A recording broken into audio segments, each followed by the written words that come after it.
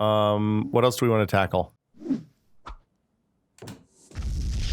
Welcome to Still Untitled, the Adam Savage Project. I'm Will Smith. I'm Adam Savage. I'm just Norm. Hey, just Norm. Just Norm. How you guys doing today? I'm doing awesome, man. You guys did something that looked really fun yesterday that I've always wanted to do and never got into, judging by social media. But you built a bunch of Gunpla. Gunpla. Gunpla? Gundam plastic model kits. Is that the term, Gunpla? That's what I've always heard it called. The fans can Gunpla. And I'm not even going to speak to it as if I'm an expert because I'm not. And there are people who are truly obsessed about this. But it's something like how people are obsessed with Lego in the States and around the world. In China and Japan and in the States, there are a lot of people who are truly obsessed about building these type of plastic model kits.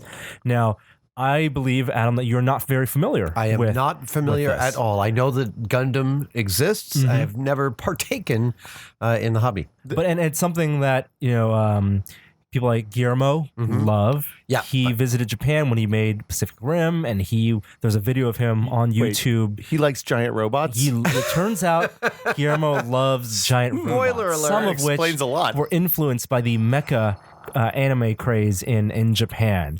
And I didn't know that there was like a difference. There's mecha, which is mechanical suits, which is what like Pacific like Rim armor. is. And then there's also just straight up giant robots. I guess Transformers would be different because GoBots. the robots who are, they're not worn by people. Right. And The robots are their own people. it's an important distinction.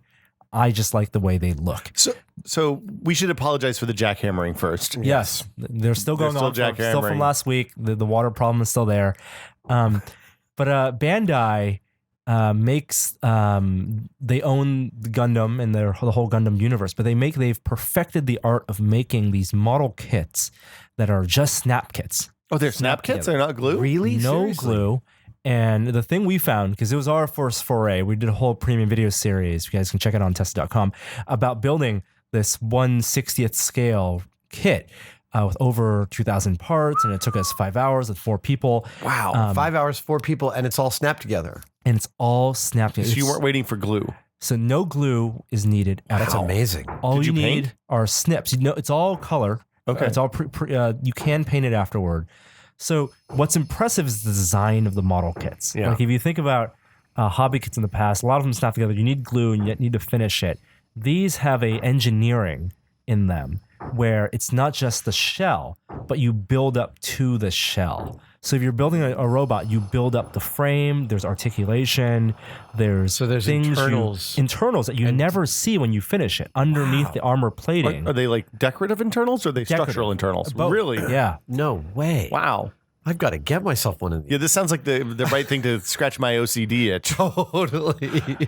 And Then you assemble it and it's all this brightly colored. There's like 4 or 5 different colors of plastic, right? right. And the thing we were most impressed by is not only are there different colors of plastic, but just the injection molding technology that they have. You can have one big piece, one frame that's made of maybe 4 different types of plastic, 4 different colors, and in an injection molded so you have the rubberized piece alongside. Oh, it's co-molded. Yes, co-molded Wow. 3 times in one piece. I'm speechless. I Yeah. had no idea that it had, I mean, I knew my knowledge of that had extended only to that Tamiya had the best molds because they had the tightest castings, but I am but a baby in the woods in my knowledge, given this is amazing. Yeah. I really had no idea. And then I guess there are hundreds, if not like thousands of different kits out there. When I was in China a couple of weeks ago, I was in Hong Kong, and I went to one of these buildings where it's like 7 stories of nothing but toy stores, Lego stores, and these Gundam stores. And Wow. you walk into these shops that are as big as maybe a large walk-in closet, and just wall to wall Amazing. are these kits and sets. So Did you get any? That's where you got. I did get some there, and also use that as an opportunity to kind of inventory and see what's out there. there. So then you can help me Google pick later. out a good one. That's right, and I want to get recommendations. I'm now subscribed to the Reddit r Gunpla subreddit. Yeah, so where people get and then a that lot of those first posts are people who it's their first time building. Gunpla doesn't not roll We're off. probably It does, pronouncing it wrong. yeah. I don't mean to insult your gunplay, maybe gunpla. The You know, I mistakenly thought it was short for Gundam Play, but it's Gundam it's plastic. plastic, yeah. It's short for plastic, so I assume it's because pronounced when I was a Gunpla. kid, those toys were made of metal.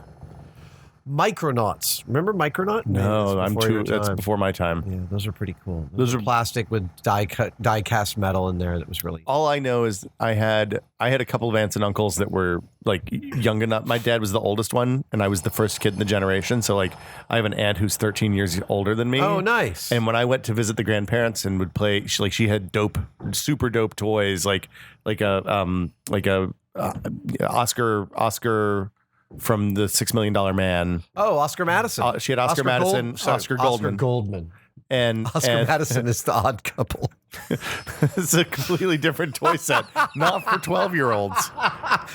But yeah, so she had like the $6 Million Man you could look through the eye of. Oh, and yeah, it was really yeah. cool. So Yeah. if she Okay. had Oscar Goldman, she had Maskatron. Because I think the assume so. only time Oscar Goldman was released as a $6 Million toy was with Maskatron, which was a specific villain from the $6 Million Man. And you could change Maskatron from Oscar Goldman to Michael Ironsides to Steve Austin. Why would you ever take him off Michael Ironsides? Exactly. That's what I'm saying. You know, there's another guy who needs his own film festival. Michael Ironsides Ironside. totally needs his own film It's festival. Starship Troopers. It's just Starship Troopers like 6 times. You got He was in RoboCop, wasn't Ice he? Pirates. Oh, right. Adventures in the Forbidden Zone in 3D with Molly Ringwald. Including his also That's voice a acting deep credits. cut. Yeah. What's that? Yeah. His voice acting credits. He did as a lot well. of like Batman stuff, didn't he? There's a lot of. He has a great voice. He was a guest doctor on ER for one season. Yeah. Am I right that he's in Enter the Dragon, or is that not Michael Ironsides? I'd have to look it up to see. I think it might. I think I haven't I've watched always Enter the thought it Dragon in a was. long and time. not many people know this, but Peter Sagal, the charming, brilliant, and amazing NPR host of Wait, Don't Tell Me, is a ringer for Michael Ironsides. He looks like a handsomer Michael Ironsides. I was at a conference that he was at earlier this year, and I was walking around. I was like, "Is Michael Ironsides here?" So he's like, "No, that's just Peter Sagal." Does he walk around with the same kind of authority that like Ironside? No, does? he's much more affable. Peter is much more affable. Yeah. And I suspect that Michael Ironsides is probably a really awesome guy. He seems like he might be kind of a teddy bear when he's off camera. Exactly. But we were How talking did about we get on this? Gunpla. I totally Model- distracted. Really just We're gonna find some model kits and maybe bring them into the cave. And I think it's more to find one that you like aesthetically. Yeah, absolutely. But I mean, you want a kit that's going to be fun to assemble too. Oh, I I'm think sure there's some that are not. I mean, they're all different like grades. the idea that it's Snap Together amazes me because I had no idea. In general, my experience with Snap Together kits is they're just like regular kits, only worse. Mm-hmm. Yeah, and for babies. Yeah. Yeah. And for babies. For babies. Here Yeah. you go, baby. Well, no. Here's some small parts. Don't put them up your nose. Yeah, well, you know what else is snapped together? What's snapped Lego together? is also snapped together. Yeah, but Lego is there's an That- art that's- to Lego. I as a kid, Now you're just being churlish. when we got into when I was building models, like I just went straight to the glue together section because glue is for big kids and snap together is for babies. But this does not sound like it is for babies. No. Do you have a model kit from your childhood that specifically like changed? F-16. Yeah. You know, it was for me. It was actually F-15 Eagle. Oh, Oh. For me, it was a patent tank.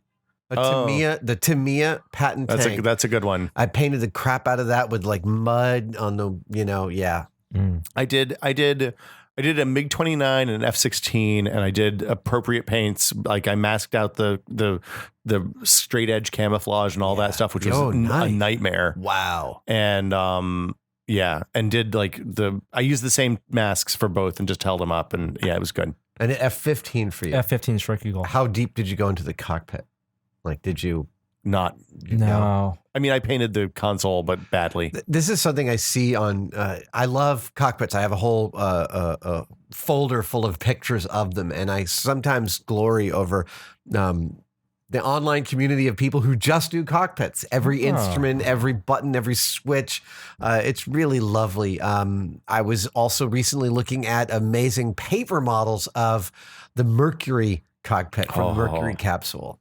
So You know, that's a thing that's going to go away sometime in the future. The cockpits will lose all their buttons.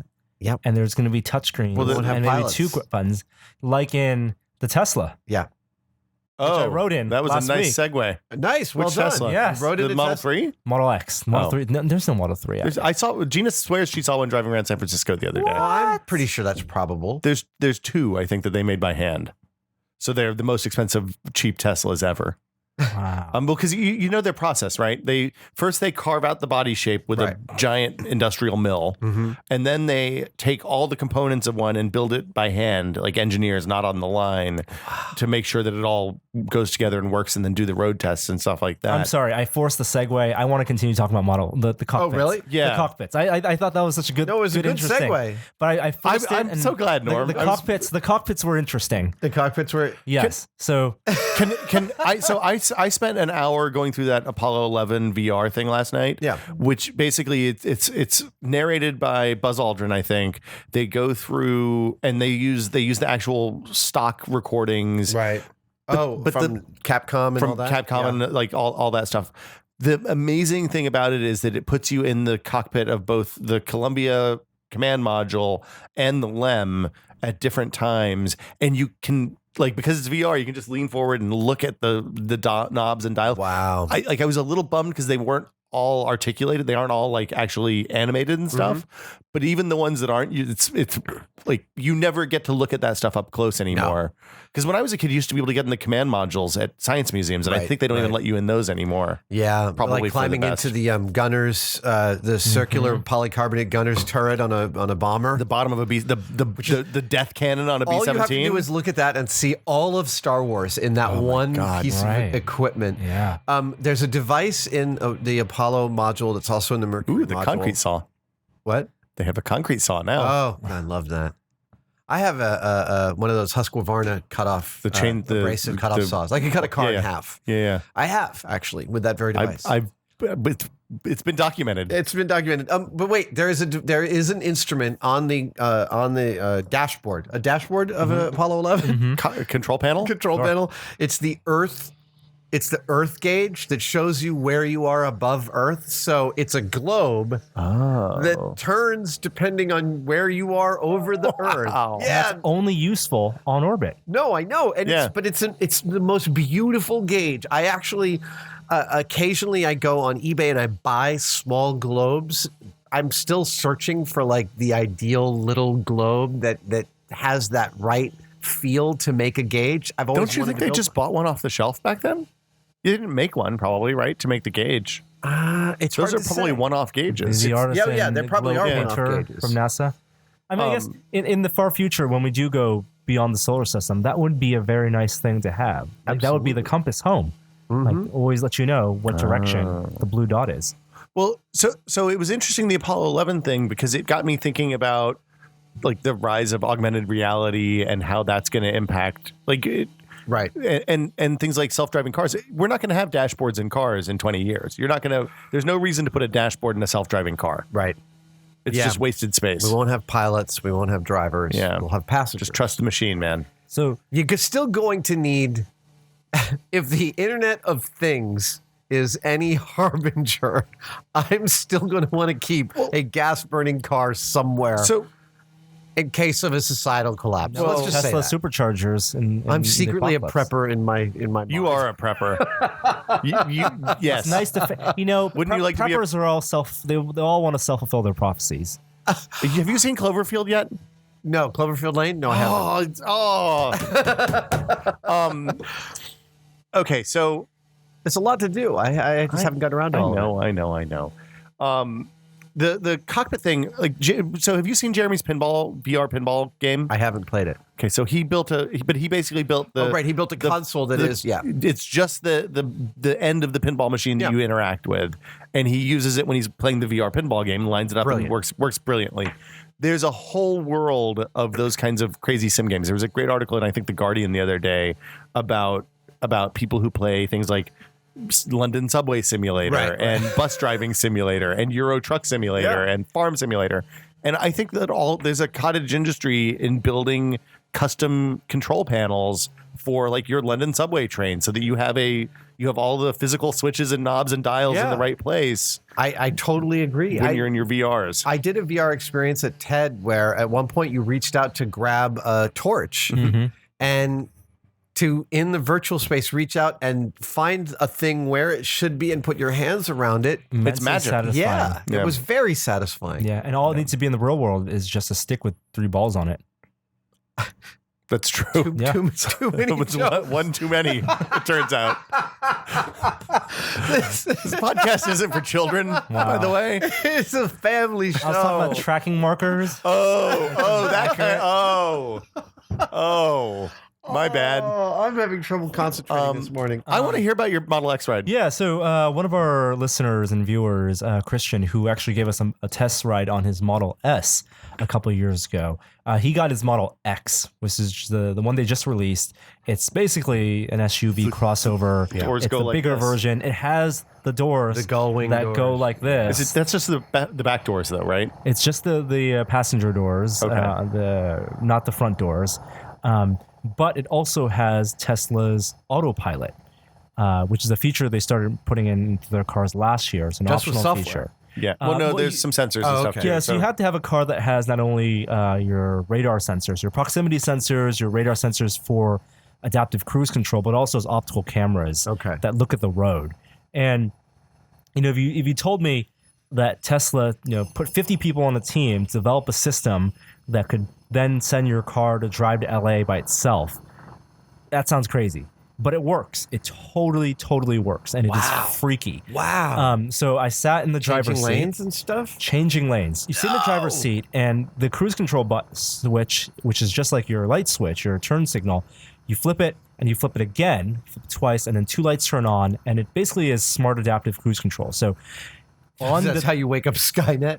if you activate 100 of them, then it's a fleet. You do it 3 times. It would be and it goes amazing. and finds It'd be Sarah amazing if Connor. you do it twice and it just starts going dun dun dun dun dun dun dun Sorry. dun. John I'm getting a Connor. knocking sound. Yeah. Oh, it's just the term. It's in the trunk. It's fine. John Connor's It not looks anywhere to the near freeway and you hear Sarah Connor's voice. If you could teach a man, if you Right, could teach a machine to love, then maybe there's hope for us after all. Well done. Full marks. Norm wins. So it looks at the lanes and it can see the markers, and you take your hands off the steering wheel, That's off terrifying. the pedal, off the brake, and then you can say, "I want to change lanes," and it will change lanes. Like So you if you signal touch- with the turn signal. If you touch any 3 of those, does it give back to your control? So if you hold on, so the steering wheel actually still turns, so it's still.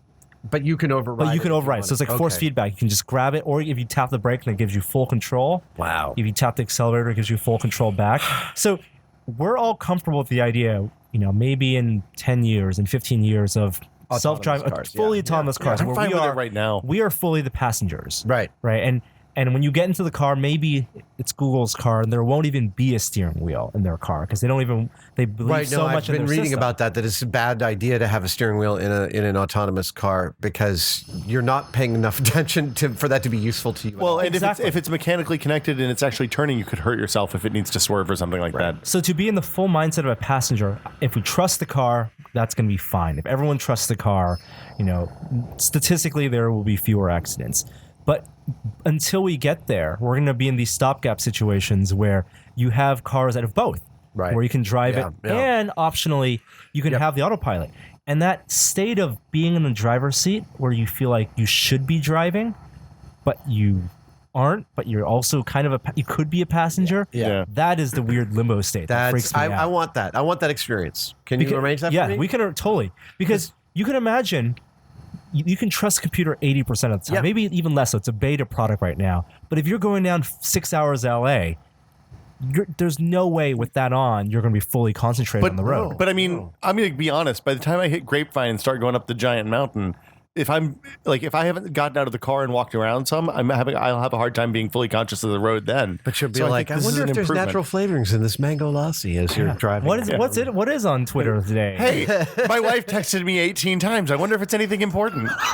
Right. Like the idea that Tesla tells you that even with this feature on, you should pay your full attention to the road as if you were still the driver. It's just the lawyers talking. That's not reasonable because your brain, if you're not second to second focused on driving, you just can't be as engaged. And sorry, we buried the lead. First of all, let me just say that I also got to drive in a Tesla. Last week I was in LA and my friend Lloyd Braun let me drive his Tesla. Woohoo! too. Wow. And I'd be afraid to drive Lloyd's Tesla. no, that was great. It was awesome.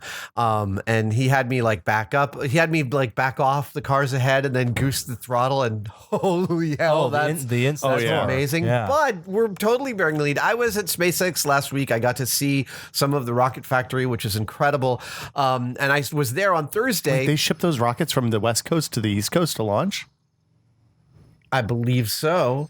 Oh, wow. But I didn't don't know that. Maybe they just built I the don't know the engines answer there. to Anyway, that. okay, sorry. But congratulations to SpaceX for successfully landing on their ocean-going landing platform. drone barge. Totally amazing. I can't believe we didn't bring it up last week. We're kind of idiots. I mean, Really, it was the jackhammers that got us all off. It is, but the footage of the rocket landing on the platform. Well, so amazing. That and the Blue Origin. Did you see the Blue Origin landing too? I did. So that they come in unbelievably fast. Yeah. So here's a fun game. If you have Kerbal Space Program, which is a video game that mimics the way rockets work, it's a rocket simulator basically. You can try this. Oh, really? You can build a rocket in Kerbal that will let you land the first stage on the maybe not a barge, but on the ground again. Okay. And even in a video game, it's incredibly difficult. The fact that they come in basically not uncontrolled, but just enough thrust to keep it in the right orientation, and then at the last minute goose it when it's the least fuel in the system, and it's incredible. It's an amazing achievement, and it's one of the high watermarks for the commercial space industry. Well, it's important for two reasons. One is that something like 60 or 70% of the cost of a launch is in that first stage. Mm-hmm. So being able to reuse that is incredibly powerful.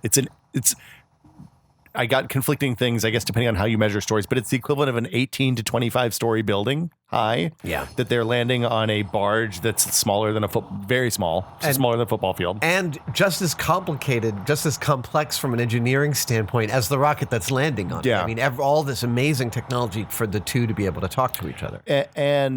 I mean, that's just it. Like, if you can reduce the cost of a launch. Now, of course, we've heard this reusable space stuff is going to make things really cheap before, because that was the promise of the space shuttle. Yeah. I mean, it remains to be seen how much of the stuff that they get back in those first stages is reusable. Well, they're retiring that engine, but they did test fire it, and it fired up perfectly. I think, it's incredible, but the hesitation is that it's so difficult to see space scaling, because we've never seen it scale before. Right. We've done, we've built, you can count on the number of your fingers how many shuttles and how many of these rockets we've done. And I think you have to look to maybe a different part of space, maybe just how routine like satellite launches are these days. And in fact, like you looked at like something like that, and that's where SpaceX wants to take spaceflight. Right. To where Human spaceflight. Yeah. Where it can be as routine as launching a satellite into space. It was amazing. So I think that's a great Mad place props to end. Mad props to SpaceX for their successful landing. From Gundam from the mechanized robots to the mechanized spaceships. Yes, that's how we're going to get always there. looking at the big picture. When can we get exosuits? That's all I want. I want something that lets me lift up a car. They're here. They're here. But they're assistive. I want something that makes me super strong. It's a superhero suit. No, but it's the mechabots. The Megabots. Yeah, the megabots. But those are like tanks. I'll take you out there. I have an invite. Okay. we can go see just how close to your childhood I will fantasy totally they are. go Okay. and shoot some giant cannons with Excellent. you at the robots. Good. And on that, Norm, what's on the site this week? Anything exciting? We're actually this week down in LA for the film. Speaking of the killer robots, the BattleBots. Are filming this week. If you're in LA, by the time you listen, the tickets might still be available. If you want to see a filming, they're doing it all this week in LA. But we'll be down there to check it out.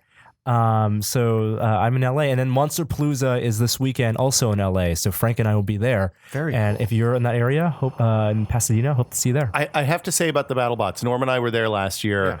I didn't think I was going to be super stoked about what is essentially robot wrestling. Yeah. But it turns out the moment the lights come down in the theater and the robots line up and they start spinning these massive amounts of kinetic energy around, and you know that they're about to collect 250 pounds of robot, 500 pounds total. It's really exciting. And I have seen some of the contestants. I've seen some preliminary pictures of some of the robots, and it's amazing. And I want to point out that when you see spinning robots, you have Jamie Heineman to thank. Blendo was the very first of all the centrifugally powered nightmare death machines. Nothing more terrifying than a giant titanium blade that weighs like 200 pounds spinning at 20,000 RPMs. Next time we do next time we do Still Untitled, remind me. I'll tell you the story of the first time we fired up Blendo. Oh, yeah, I'd love to hear that. 1993. But that was the second. Yeah, we did the first annual Robot Wars. There we go. See you guys next week. Bye, guys. Bye.